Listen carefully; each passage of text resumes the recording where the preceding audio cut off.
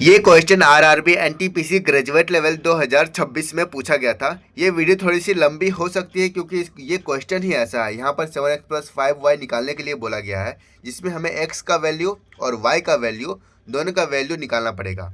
और ये थोड़ा सा कैलकुलेटिव भी है क्योंकि इसमें बहुत सारा काम करना पड़ता है। ठीक है, तो जब आप सीख जाओगे तो आपको 1 से 2 मिनट में इस क्वेश्चन को सॉल्व कर लोगे, इस तरह के क्वेश्चन को जहाँ पर दो या डाटा मिसिंग रहता है। तो 1 से 2 मिनट लग ही जाएंगे क्योंकि क्वेश्चन ही ऐसा है। तो इसको बनाने के लिए आसान शुरू कैसे करेंगे, जैसे इस तरह का डाटा देखो, तुरंत आप यहाँ पर टेबल, एक एक्स्ट्रा टेबल यहाँ पर बना दो। ठीक है, अब एक्स्ट्रा टेबल बना दो यहाँ पर। उसके बाद क्या करना है, यहाँ पर जो वैल्यू दिया हुआ है इन सबको जोड़ करके इनका एवरेज लिखना है, यानी कि जोड़ करके दोनों को और उसको बट्टा 2 कर देना है। यानी कि यहाँ पर 0 + 20 कितना हो जाएगा, 20 हो जाएगा, यानी उसका आधा 10। ठीक है, तो यहाँ पर 10 लिख देना है। ठीक है, और यहाँ पर नेक्स्ट क्या है, 20 + 40 यानी कितना हो जाएगा, यहाँ पर 40 और 20 60 यानी कि 30 हो जाएगा यहाँ पर। ठीक है, और नेक्स्ट क्या है, यहाँ पर 60 + 40 कितना हो जाएगा, तो यहाँ पर 100 हो जाएगा, यानी कि यहाँ 50 लिख देंगे। ठीक है, सेम यहाँ पर आगे इस तरह लिखते जाएंगे, यहाँ पर 70 हो जाएगा यहाँ पर, और यहाँ पर 90 हो जाएगा। अब यहाँ पर हम कंपेयर करेंगे माध्य से। ठीक है, यहाँ जो माध्य दिया हुआ है 55, उससे कंपेयर करेंगे।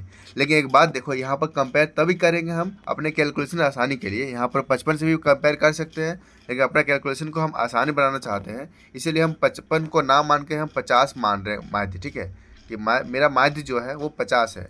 50 इसलिए मान रहे हैं क्योंकि हमको x या फिर y को किसी एक को हमको 0 बनाना है, और 0 बनाने के लिए हमको यहाँ पर जो नंबर दिया है उसको मानना पड़ेगा। तो यहाँ 55 के आसपास यहाँ पर 50 है, तो हम x को 0 मानेंगे। ठीक है, x को 0 बनाने के लिए हम यहाँ पर जो माध्य है वो 50 मान रहे हैं।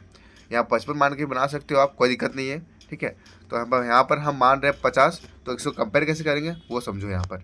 तो यहाँ पर हम लिख देते हैं साइड में, पहले 50 लिख देते हैं। अब 50 से ये जो नंबर है 10 वो कितना कम है, तो 50 से ये 40 कम है, यानी कि -40 और गुना में क्या हो जाएगा, तो यहाँ जो नंबर दिया हुआ 4, तो 4 को गुना कर देना, कितना हो जाएगा, तो -160। इसके बदले हम -160 यहाँ लिख सकते हैं, -160 डायरेक्टली लिखते हैं।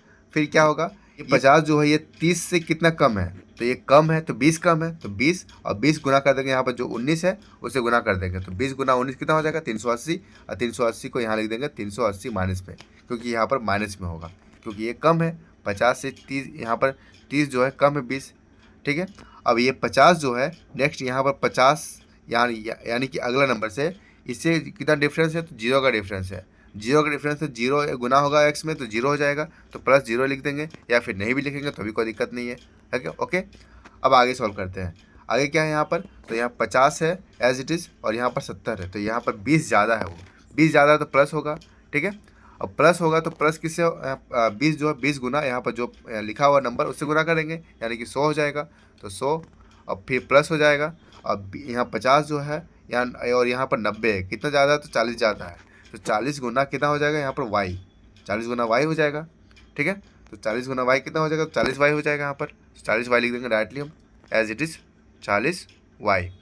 अब बराबर क्या होगा, अब देखो एक्चुअली में यहाँ होता क्या है कि यहाँ पर जो माध्य दिया हुआ है 55, अगर इसी को मान के हम बनाते हैं ना, तो इसके बराबर जो होता है 0 लिखते हैं हम। ठीक है, अगर 55 मान के बनाते हैं और डिफरेंस यहाँ पर जो करते हैं, यहाँ पर जो भी यहाँ पर आता है उसके बराबर भी यहाँ 0 लिखते हैं। लेकिन हमने यहाँ पर क्या माना है, यहाँ पर 55 की जगह पर 50 माना है हमने। ठीक है, यानी कि 5 का यहाँ पर जो भी डेविएशन होगा 5 ही होगा, और टोटल नंबर यहाँ कितना है, 64 है, तो 64 से हम गुना कर देंगे, 64 से गुना कर देंगे, यानी वही मेरा यहाँ पर जो आएगा, यानी कि यहाँ कितना आएगा, 320 आएगा। ठीक है, 320 आएगा। इसको सॉल्व करेंगे कितना आ जाएगा यहाँ पर, तो यहाँ पर आ जाएगा 440 माइनस का, और यहाँ प्लस में 40y = 320।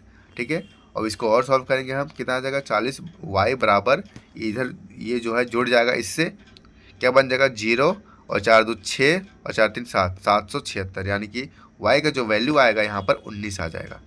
तो हमें यहाँ पर y का वैल्यू हमें मिल चुका है। अब इन सबको जोड़ने पे क्या आ रहा है यहाँ पर, तो यहाँ पर देखो 64 आ रहा है। ठीक है, तो एक्चुअली में क्या यहाँ पर आ जाएगा, सबको करेंगे कैलकुलेट करेंगे, इक्वेशन बनाएंगे, क्या बनेगा, तो 4 + 19 हो जाएगा 23, 23 + 5 28, यानी कि x + y + 28 बराबर कितना आ जाएगा, तो यहाँ पर 64 आ जाएगा। तो x + y बराबर कितना आएगा, तो यहाँ पर आ जाएगा 36। ठीक है, अब हमें यहाँ पर पता है कि y का जो वैल्यू है वो 19 है, तो यहाँ पर जो 19 होगा अगर ये, तो इसको सॉल्व करने पर x का वैल्यू कितना आएगा, तो x का वैल्यू 17 आ जाएगा। तो हम एक्स का वैल्यू पता चल गया और वाई का वैल्यू भी पता चल गया। तो बस इसमें हमको सॉल्व करना है, मेरा यहाँ पर आंसर निकल कर आ जाएगा।